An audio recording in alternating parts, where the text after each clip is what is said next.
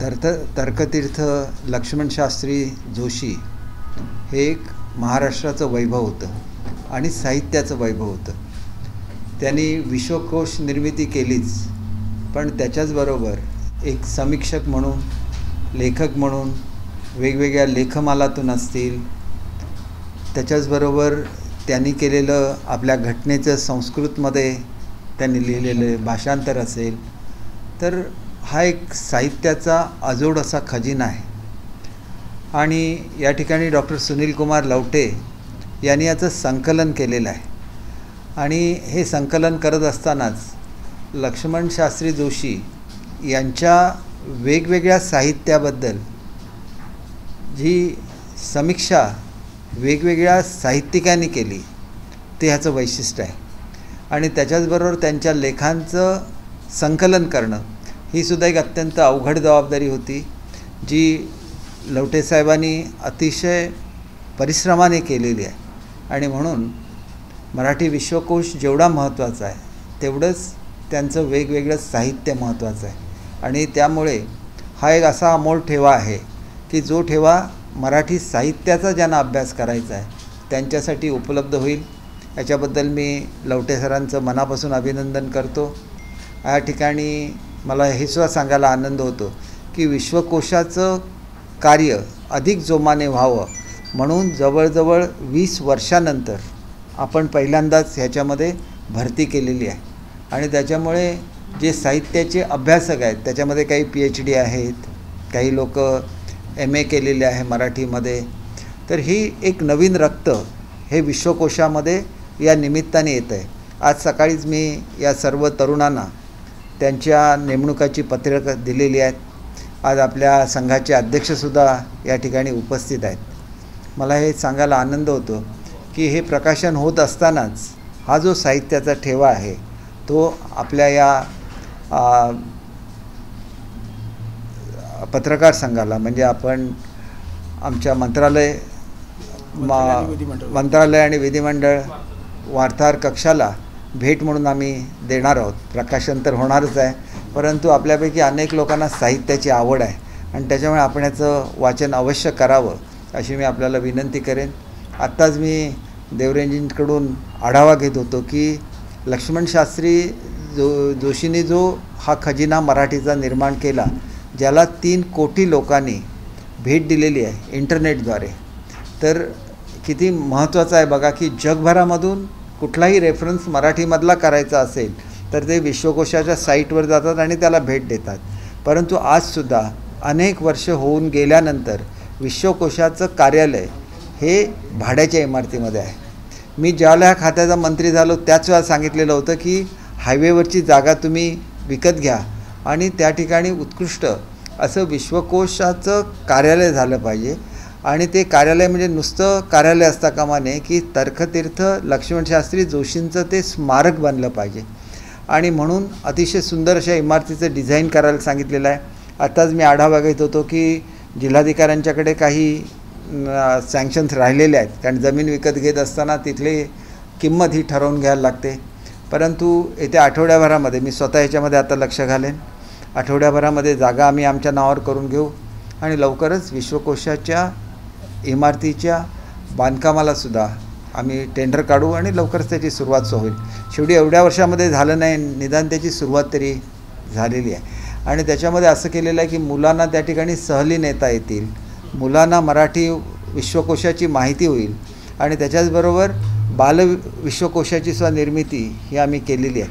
आणि त्याच्यामुळे अगदी मुलांपासून ते थेट सायंटिस्ट असतील सर्वांपर्यंत.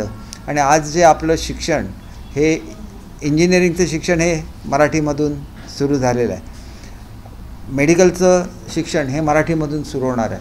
आणि ह्या सगळ्यामध्ये विश्वकोशाचं फार मोठं योगदान आहे, कारण पर्यायी शब्द मराठीमध्ये तयार असणं हे सुद्धा केवढं तरी मोठं भाग्य महाराष्ट्राचं आहे की ज्याच्यामुळे आपली मुलं यावर्षीपासून इंजिनिअरिंगचं शिक्षण त्यांनी मराठीमध्ये घ्यायला सुरुवात केलेली आहे.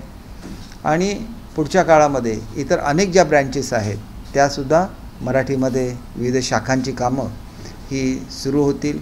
या ठिकाणी हे सगळं काम करत असताना आमच्या पाटील ताईंनीसुद्धा खूप त्याच्यामध्ये मेहनत घेतलेली आहे.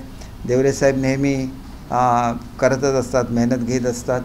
आणि ह्या सगळ्यांच्या माध्यमातून आणि विशेषतः आदरणीय लवटे साहेबांच्या माध्यमातून आज एक आपण हे प्रकाशन या ठिकाणी सोहळा साजरा करत आहोत.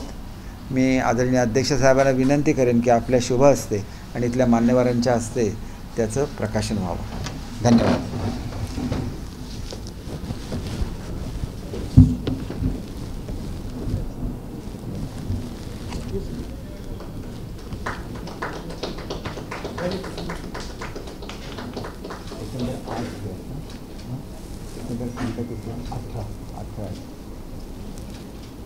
एकंदर 18 खंड आहे. ते 18 खंडांचं आज आम्ही प्रकाशन करतो आहे. आणि 18 खंड मी एवढं एका वेळेला उचलणं शक्य नाही. मी आदरणीय अध्यक्ष साहेबांच्या सुपूर्द करतो.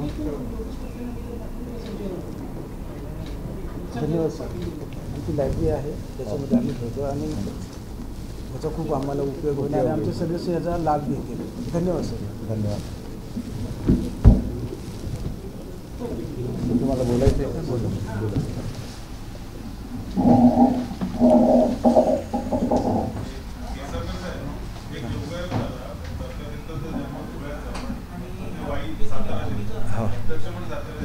हो योगायोग.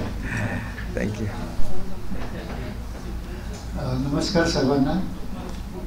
साधारणपणे 1918च्या दरम्यान मी महाराष्ट्र राज्य साहित्य संस्कृती मंडळाला एक असं विनंतीपत्र लिहिलं होतं की महाराष्ट्रामध्ये समग्र साहित्याच्या संपादनाची परंपरा ज्या तर्कतीर्थांनी सुरू केली त्यांच्याबद्दल मात्र आपण गेले अनेक वर्ष म्हणजे तर्कतीर्थ जाऊनही मित्रांनो साधारणपणे 30 वर्षाचा काळ उलटलेला आहे. गेल्या 30 वर्षापूर्वी हे जर काम झालं असतं तर आज तुमच्या हातात जे 18 खंड आहेत ते 36 खंड झाले असते. हे मी अशासाठी सांगतो तुम्हाला की मधल्या काळामध्ये अनेक वर्तमानपत्र अनेक मासिकं बंद पडली आणि ते संकलित करणं अत्यंत अवघड होऊन गेलं. मी तुम्हाला आणखीन एक अभिमानाने गोष्ट सांगेन की ह्याची कोणतीही सूची नसताना आपण हे सगळं संपादन केलेलं आहे. यामध्ये पहिला खंड जो आहे तो तर्कतीर्थ लक्ष्मणशास्त्री जोशी यांनी विश्वकोशाच्या 20 खंडांच्या मध्ये ज्या 160 दीर्घ नोंदी केलेल्या आहेत त्या दीर्घ नोंदींचा एक संग्रह आहे. तर्कतीर्थ हे महाराष्ट्रामध्ये प्रबोधक प्रवक्ते म्हणून 20व्या शतकात मानले जायचे. म्हणजे काळ असा होता की तर्कतीर्थ कोणत्या गावाला जाऊन व्याख्यान दिलं नाही असं गाव महाराष्ट्रामध्ये शोधणं अत्यंत अवघड आहे. इतका सर्वदूर हा प्रबोधक होता. त्यांचं वैशिष्ट्य असं होतं की प्राच्यविद्या परिषदेच्या आंतरराष्ट्रीय व्यासपीठावर ते संस्कृतमधून व्याख्यान द्यायचे आणि पानाच्या टपरीवर जाऊन पान सुपारीचं सांस्कृतिक महत्त्व सांगायचे. असा हा वर्सटाईल मनुष्य आपल्या महाराष्ट्रामध्ये निर्माण झाला. आपल्या महाराष्ट्राच्या मराठी भाषेची ज्ञानभाषा याची ध्वजा जर पहिल्यांदा कोणी फडकवली असेल तर ती तर्कतीर्थांच्या अनेक आठवणी मित्रांनो या संग्रहात आहेत. म्हणजे सचिवालयाचं नाव मंत्रालय करणं, या सचिवालयाचं पौरोहित्य तर्कतीर्थांनी केलेलं तुम्हाला दिसेल.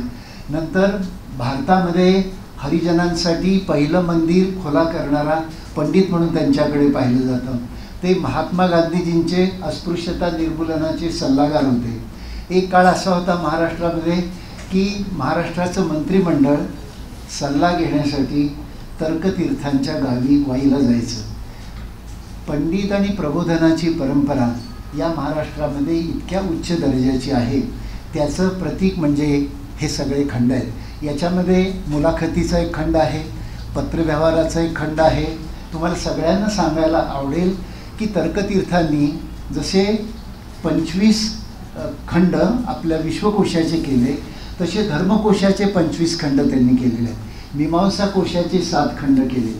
महाराष्ट्रासाठी मराठी ज्ञानभाषा म्हणून पदनाम कोश त्यांनी केलेले. म्हणजे आता तुम्ही जी सगळी मराठी नावं वाचताना ती सगळी तर्कतीर्थांनी निर्माण केलेली आहेत. म्हणजे मी एक गमतीचा भाग म्हणून सांगतो की जेव्हा तर्कतीर्थांचा हा पदनाम कोश आला तेव्हा आत्रे असं म्हणले हा पदनाम कोश नसून बदनाम कोश आहे हां त्यांच्या पद्धतीने. तर तर्कतीर्थांनी सांगितलं की प्रत्येकाची संस्कृती आणि जीभ ठरलेली असते. मला जे कळलं ते मी महाराष्ट्राला दिलं आहे. काळ याचं उत्तर आहे. काळ, आता मी तुम्हाला असं सांगेन की या माणसाची प्रज्ञा किती मोठी होती. या माणसाने 50,000 हस्तलिखित पोथ्या जमा केल्या. त्यातल्या आपण 15,000 पोथ्यांचे 2 खंड याच्यामध्ये देतोय. माहिती काय काय मित्रांनो? अनुक्रमांक, पोथी लेखकाचे नाव, पोथीचा भाष्यकार, पोथीचा काळ, पोथीचा आकार, पोथीचे माध्यम म्हणजे भुर्जपत्रावर आहे, कापडावर आहे, चमड्यावर आहे, पोथीचा आकार सेंटीमीटरमध्ये, पोथीच्या प्रत्येक पृष्ठावरच्या ओळी आणि त्याच्या पुढचा अक्षर आहे प्रत्येक ओळीतली अक्षरे. एकेकाळात पंडित माणसं किती कष्ट करायची त्याचं हे सुंदर उदाहरण आहे. आपली भारताची राजघटना तयार झाल्यानंतर तेव्हा 14 राजभाषा होत्या. 13 भाषांना भाष्यकार मिळाले, भाषांतरकार मिळाले. 14वी भाषा होती संस्कृत. डॉक्टर राजेंद्र प्रसादांना यांचा संस्कृतचा व्यासन महात्मा गांधींच्यामुळे माहीत होता. त्यांनी तर्कतीर्थांना सांगितलं की तुम्ही याचं संस्कृत भाषांतर कराल का? मला सांगायला आनंद वाटतो की 3 महिन्यात तर्कतीर्थांनी संस्कृत भाषांतर केलं. भाषांतर केल्यावर लोकसभेपुढे प्रश्न काय होता, हे छापायचं कुठे? तर्कतीर्थ म्हटले मी छापतो. आणि वाईच्या छापखान्यामध्ये पहिली भारताची संस्कृत घटना छापली. त्याची प्रूफ रिडिंगची प्रती आज उपलब्ध आहे. एक माणूस मराठी ज्ञानभाषा आणि संस्कृती समृद्ध करण्यासाठी किती समर्पित होता त्याचं हे उदाहरण आहे. आपल्याला हेही सांगायला मला आवडेल की त्यांचे समीक्षक कोण कोण आहेत. नचिम केळकर हे त्यांचे पहिले समीक्षक आहेत. तिथपासून डॉक्टर सुनील कुमार लवटेंच्यापर्यंत 100 वर्षातल्या समीक्षकांची मोठी परंपरा आहे. त्यांच्यावर गौरवलेख लिहिणारे कोण कोण आहेत तर गोवर्धन परीख आहेत, अभिष आहेत. महाराष्ट्रातले सगळे बुद्धिजीवी यांनी तर्कतीर्थांवर विपुल असं लेखन केलं. आजपर्यंत मराठीमध्ये समग्र वाङ्मयाची जी परंपरा होती ती टेक्स्च्युअल होती, म्हणजे लेखकाचं फक्त मूळ साहित्य प्रकाशित करायचं. आपण या प्रकल्पाच्या अन्वये एक नवीन परंपरा निर्माण करत आहोत की आपण मूलभूत तर्कतीर्थ तर दिलाच, पण त्याच्याबरोबर तर्कतीर्थांच्या साहित्याची समग्र समीक्षा 100 वर्षातली. म्हणजे मी असं तुम्हाला सांगेन की हा महाराष्ट्रातला माइलस्टोन आहे. तो अशा अर्थाने टेक्स्च्युअल क्रिटिसिझमची परंपरा समग्र साहित्यामध्ये निर्माण झालेली आहे. आजपर्यंत हे काम महाराष्ट्रामध्ये जे समग्र झालं ते समित्यांनी केलेलं आहे. मी आत्मश्लाघाचा दोष पत्करून असं सांगेल, हा महाराष्ट्रातला असा बृहत पहिला कोश आहे की जो एका व्यक्तीने एका हाताने केलेला आहे. मला असं वाटतं की ही पण तर्कतीर्थांचीच परंपरा आपण वर्तमानात जगतो, ती आपण वाढवू. मी माननीय मंत्री महोदयांचे आणि महाराष्ट्र शासनाचे मनापासून आभार मानतो. मी एक साधं पत्र वाचताना असं लिहिलं होतं की यांचं काहीतरी केलं पाहिजे. आपल्याकडे म्हण आहे की ज्यांनी कीर्तन करायचं त्यानेच हो म्हणायचं. तर साहित्य संस्कृती मंडळामध्ये सुविचार चांगला आहे, तर ते तुम्ही कडेला न्या आणि तो मी नेला याचा मला आनंद वाटतो. या शासनाच्या काळामध्ये हा प्रकल्प सुरू झाला होता आणि शासनाचा कार्यकाळ संपण्यापूर्वी आपण तो प्रकाशित करतो आहोत. ही देखील महाराष्ट्राची ज्ञान कार्यक्षमता आहे, त्याची आपण सर्वांनी नोंद घेतली. धन्यवाद. आदरणीय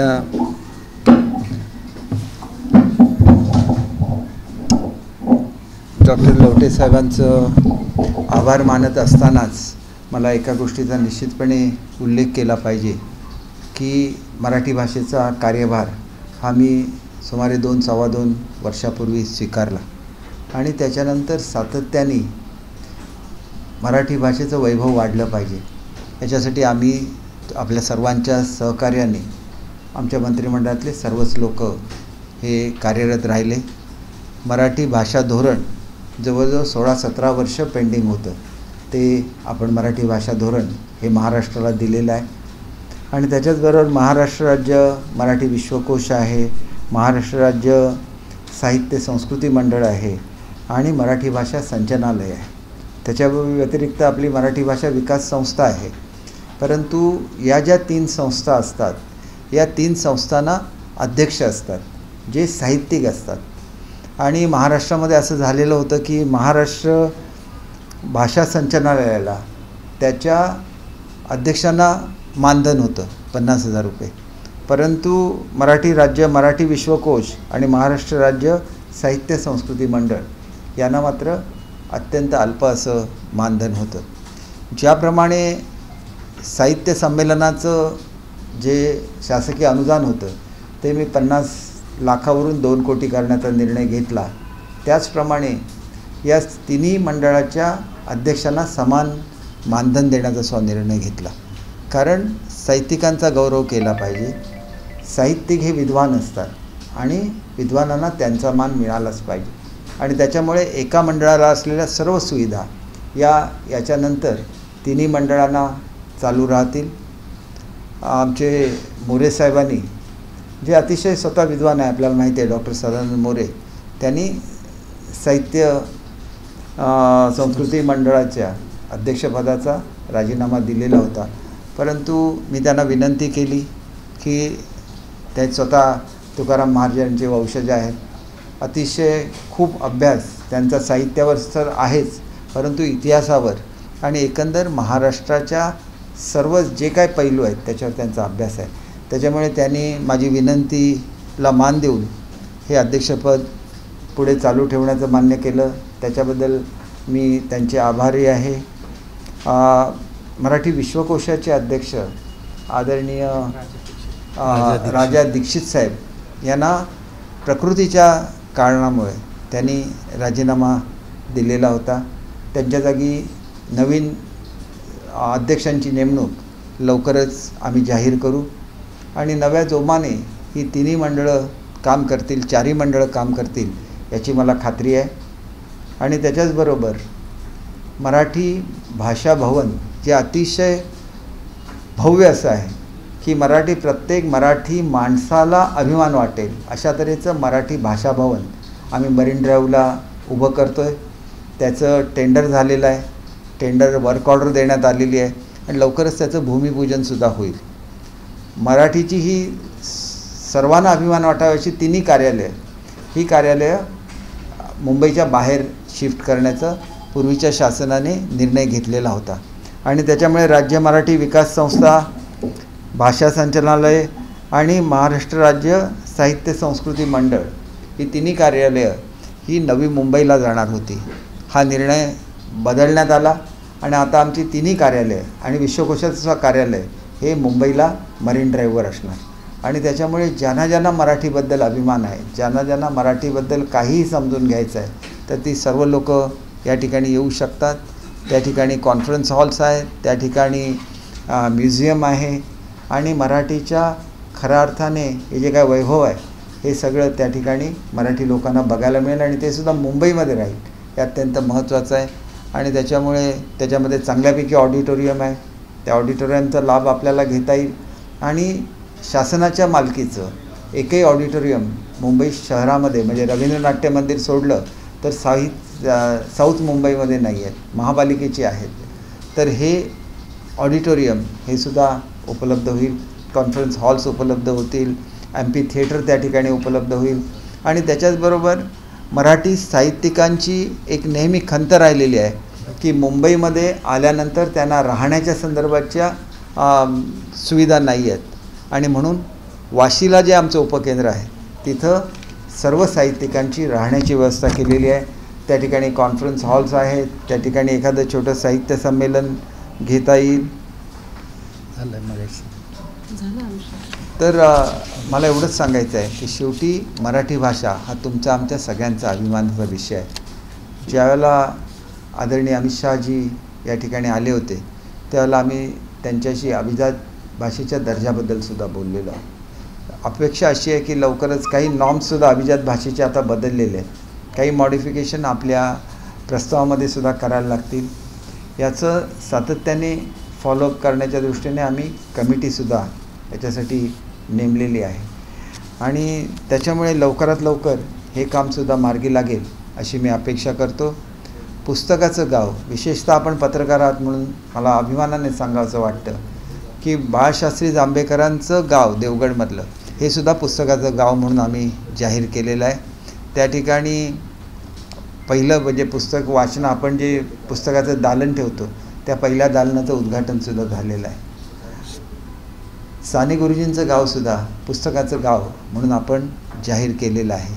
आणि त्याच्यामुळे हे सगळं करत असताना आपण कवितांचं गावसुद्धा त्या ठिकाणी जाहीर केलेलं आहे. त्या ठिकाणीसुद्धा 1 दालन की 2 दालन 14 दालनांची सुरुवात झाली. 1 दालनाचं उद्घाटन झालं. 1 दालनाचं उद्घाटन झालं आणि 14 दालनांची काम सुरू आहे. आणि विशेषतः आपल्या मंगेश पाडगावकरांचं हे जन्मगाव आहे आणि त्याच्यामुळे कविता ही लोकप्रिय करण्यामध्ये मंगेश पाडगावकर साहेबांचा फार मोठा वाटा होता.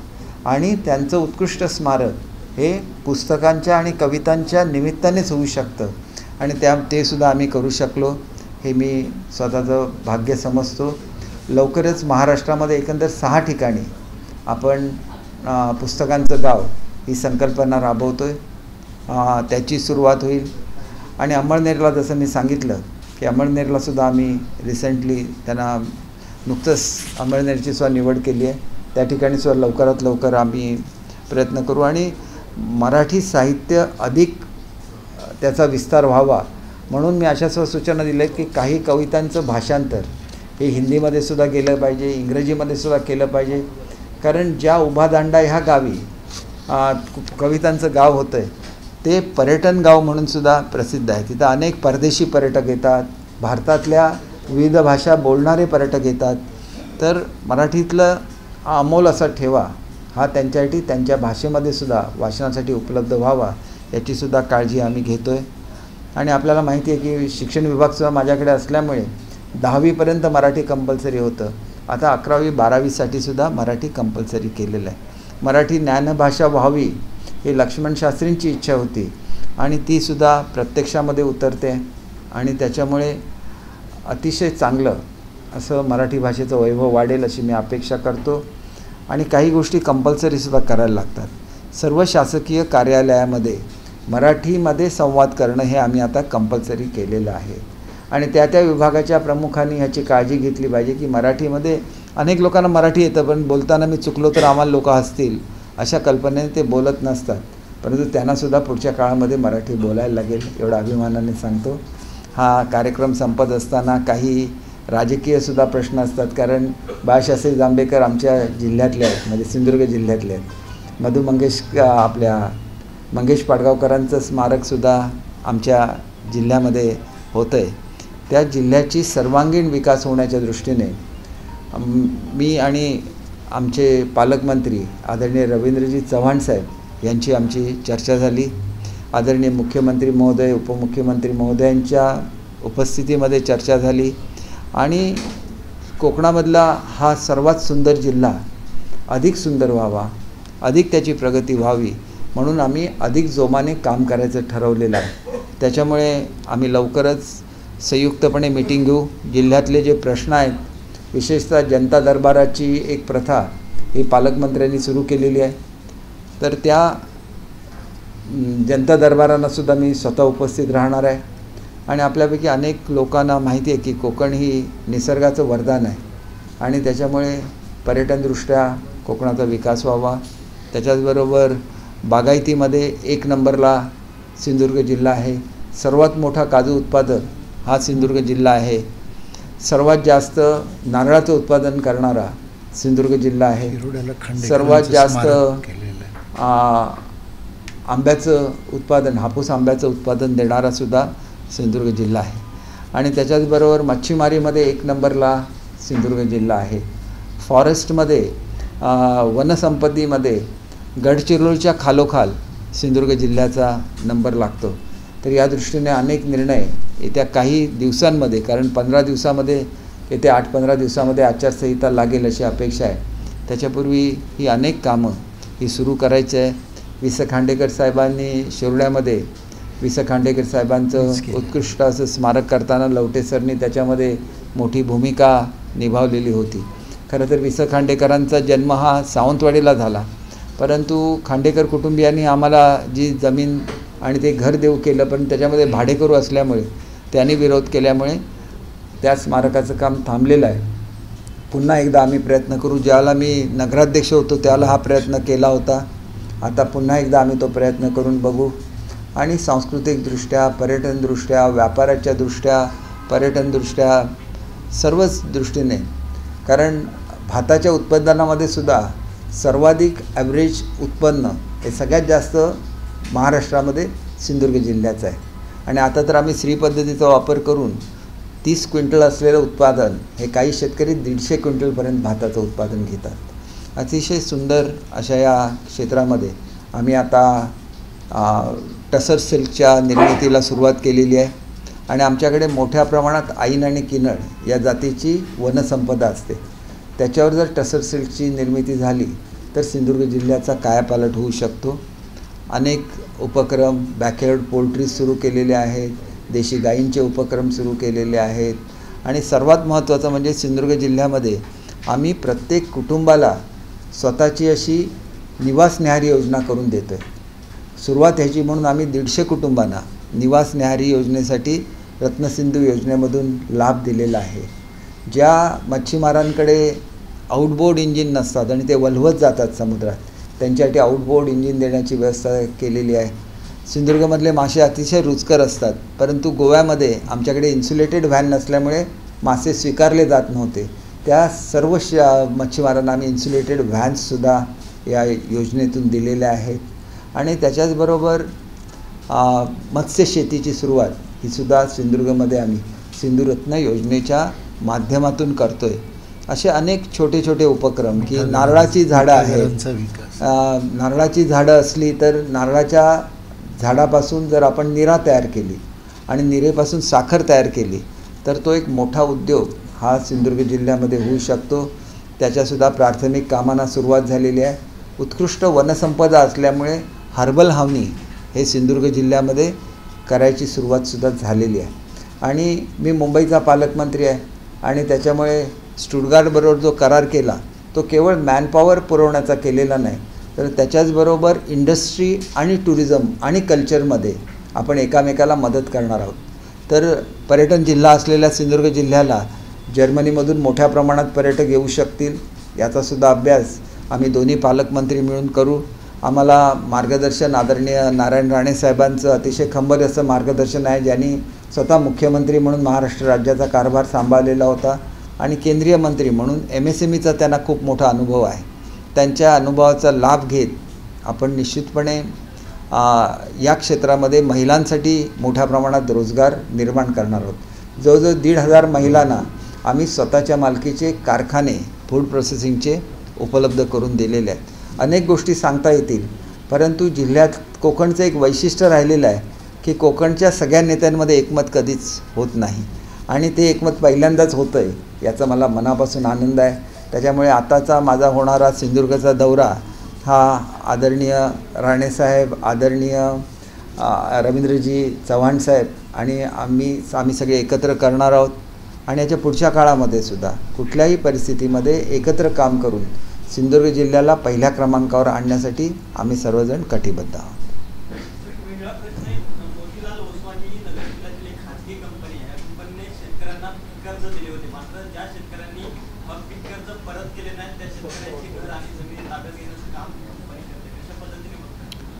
एकंदरीतच या ज्या कंपन्या असतात, कोणी कर्ज घेतलेलं असेल तर अर्थात कर्ज फेडण्याची जबाबदारी कर्जदाराची असते, परंतु वसुली कशा तऱ्हेने करायची याला एक मर्यादा असते.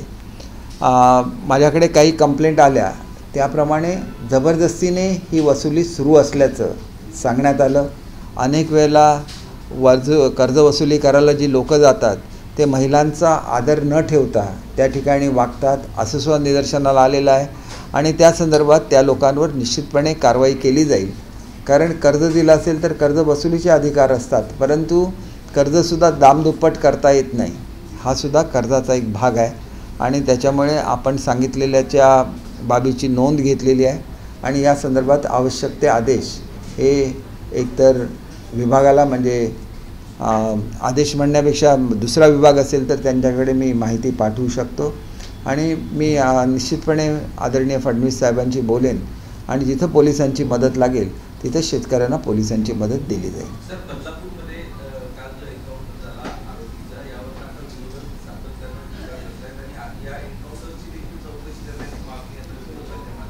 हे बघा, ज्या वेळेला असा प्रकार घडतो त्याला त्याची चौकशी होतच असते. ते काय चौकशी मागायला लागत नाही, कारण अशी जी लोकं असतात ही डेस्परेट लोकं असतात, कारण ही विकृत लोकं आहेत. त्यांनी बंदूक खेचली तर त्यांनी पोलिसांवर हल्ला केला, परंतु त्याच्याचबरोबर त्याच्या विकृत मनोवृत्तीचं हे सुद्धा एक द्योतक आहे असं मला वाटतं. सुदैवाने वेळीच पोलीस याला आळा घालू शकले, नाहीतर 1-2 पोलिसांचे सुद्धा बळी ह्याच्यामध्ये गेले असते या विकृत माणसाकडून. आणि त्याच्यामुळे घडलेला प्रकार चांगला आहे किंवा त्याचा जीव गेला ह्याच्यामध्ये आम्ही काय मानणं हे चुकीचं आहे. जीव कोणाचाही असेल, वाईट माणसाचा जरी असेल तरी तो शेवटी ह्युमन बिईंग आहे. परंतु त्यांनीच आपला जीव धोक्यात घातला आणि पोलिसांनी आत्मसंरक्षणासाठी पोलिसांना हे करायलाच लागतं.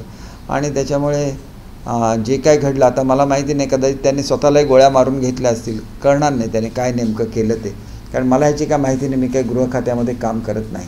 ह्याची एकंदर एन्क्वायरी होईल. एन्क्वायरी झाल्यानंतर त्याच्यामध्ये अनेक लोक एन्काउंटर असा शब्द वापरतात. हा वापर मुळातच चुकीचा आहे.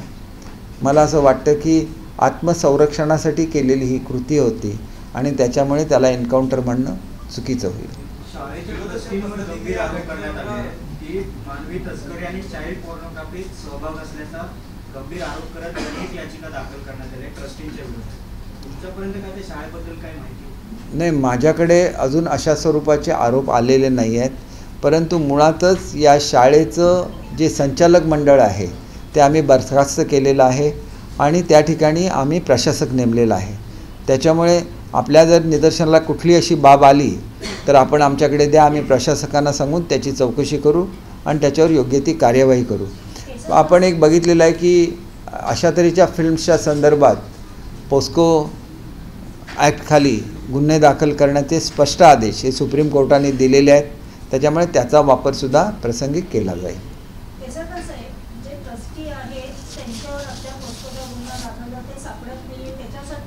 पोलिसांची शोध मोहीम कुठपर्यंत आलेली आहे, त्यांना शोधण्यात पोलिसांना वेळ का लागतो किंवा दिरंगाई केली जाते या सगळ्या प्रकारात? नाही, दिरंगाई केली जाते असं बिलकुल नाही. आपण बघा, असाच आरोप केला जात होता पुतळ्याच्या संदर्भात की त्याचं जे आर्किटेक्ट आहेत ते भेटत नाही आहे, त्यानंतर पुतळा करणारे भेटत नाही. शेवटी शासनाने अटक केली.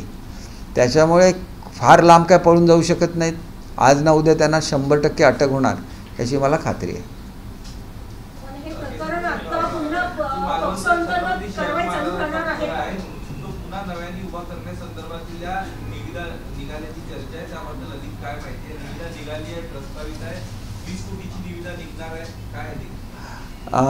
पुतळ्याच्या संदर्भातली निविदा निघणार आहे. उद्या माझं प्रेझेंटेशन मुख्यमंत्री महोदयांच्याकडे आहे की पुतळा भव्य असावा आणि त्याच्याचबरोबर शिवसृष्टीची निर्मिती ही त्या ठिकाणी व्हावी, कारण त्या ठिकाणी टुरिझमचं आरक्षण आहे आणि ही जवळजवळ 9 हेक्टर जागा आहे.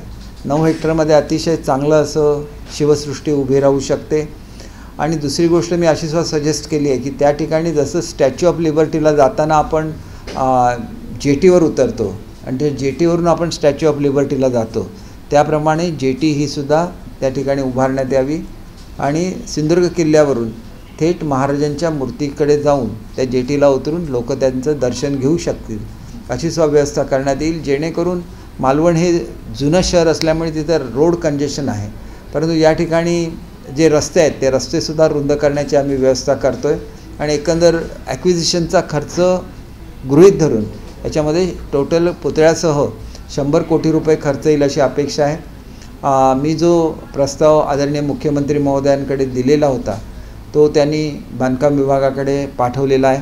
आजच माझे बांधकाम सचिवांशी चर्चा झाली. आता खरं तर त्या ह्या मीटिंगला येणार होत्या कारण त्या मराठी भाषेच्यासुद्धा सचिव आहेत, परंतु उद्या कदाचित उद्या मी त्यांच्याशी चर्चा करेन, त्यांना ते प्रेझेंटेशन दाखवेन आणि मग ह्याला कुठेतरी मार्ग मोकळा होईल असं मला स्वतःला वाटतं.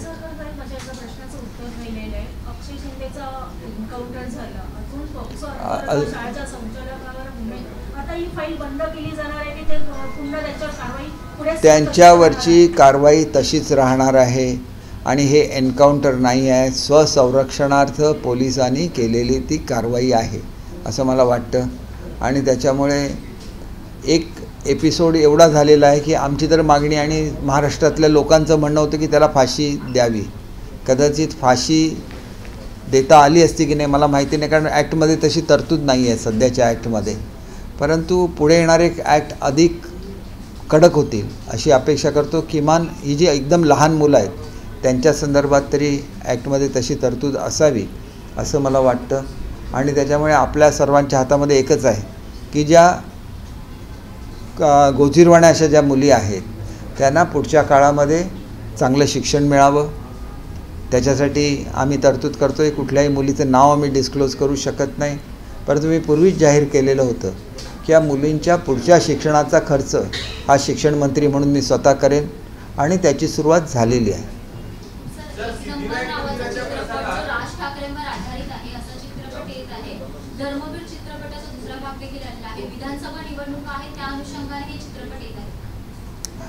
हे बघा, ही एकंदर बाळासाहेबांनी आपल्याला दिलेला हा वारसा आहे. मग तो आनंद दिघे साहेबांच्या रूपाने असून दे, राज ठाकरे साहेबांच्या रूपाने असून दे. राज ठाकरे साहेब सातत्याने लढत राहतात. त्यांनी कधी आपला विचार नाही सोडला. बाळासाहेबांचे विचार नाही सोडले. जरी ते मूळ पक्षापासून वेगळे झाले तरी त्यांनी विचारधारा तीच ठेवली आणि आजसुद्धा त्यांचं ते वैशिष्ट्य आहे. म्हणून त्यांच्याबद्दल विलक्षण आकर्षण हे युवा वर्गांमध्ये आहे आणि ते तसंच राहील याची मला खात्री आहे. आणि बाळासाहेबांची अमोघ अशी जी वक्तृत्व शैली होती तीसुद्धा त्यांच्याकडे एक वारसा म्हणून आलेली आहे. आणि त्याच्यामुळे लाखोंची जे सभा बाळासाहेब घ्यायच्या तशाच राजसाहेब घेतात आणि त्याच्यामुळे ती परंपरा त्यांनी कायम ठेवली याचा सर्व महाराष्ट्राला अभिमान आहे.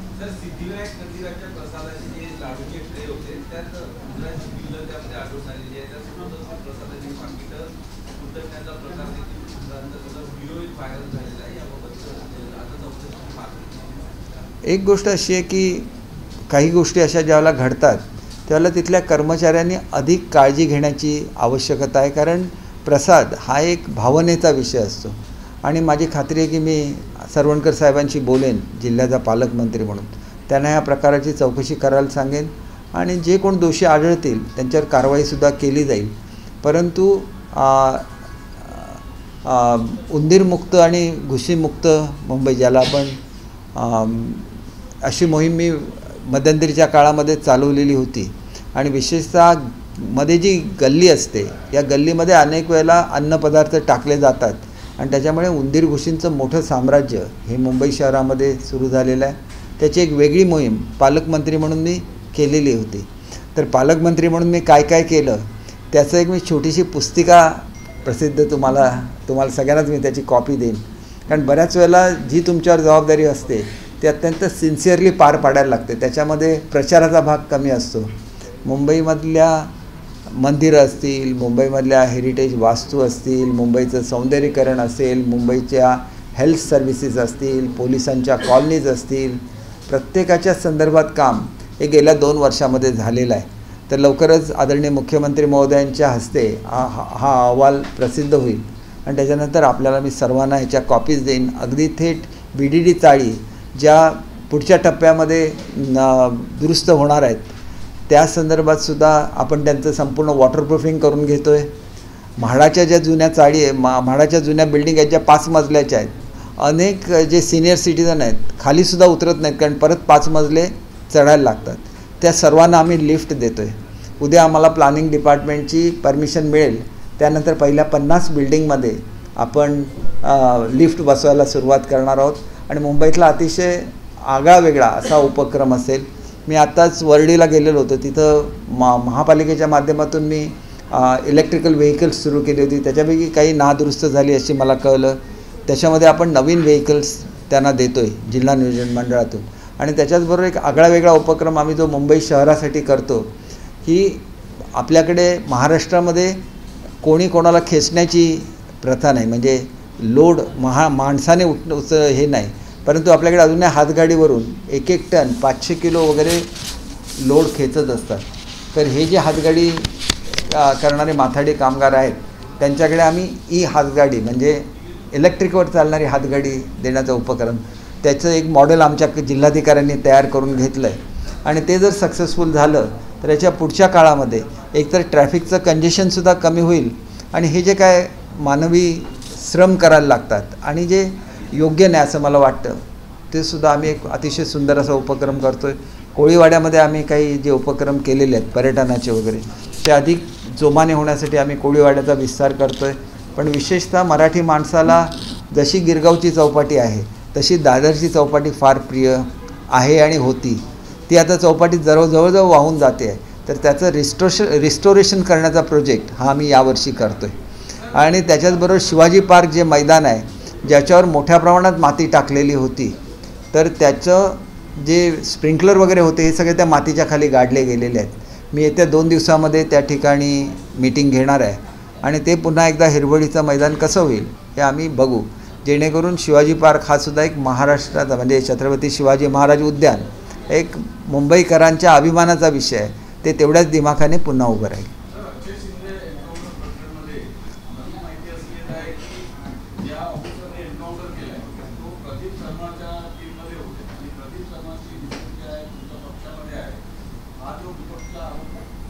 नाही, विपक्ष काही बोलतो. विपक्ष असंही बोलतो की ह्याला फाशी दिली पाहिजे. फाशी तर नियमामध्ये नाही आहे.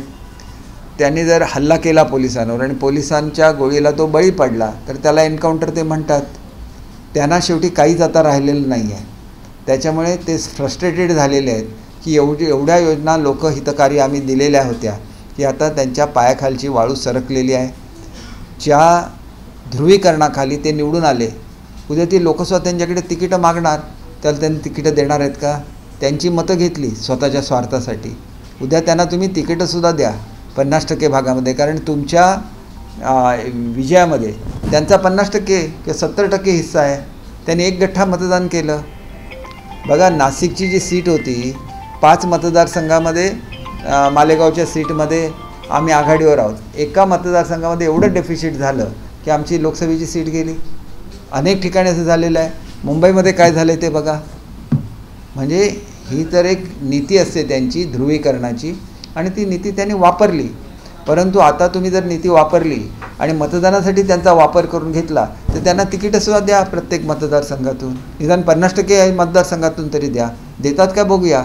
तर मग कळेल की खरोखर यांना मतासाठी म्हणून वापरून घ्यायचं आहे की खरोखर त्यांना संधी द्यायची आहे राजकारणामध्ये. दिसेल लोकांना. थँक्यू. आभारी संपवतो.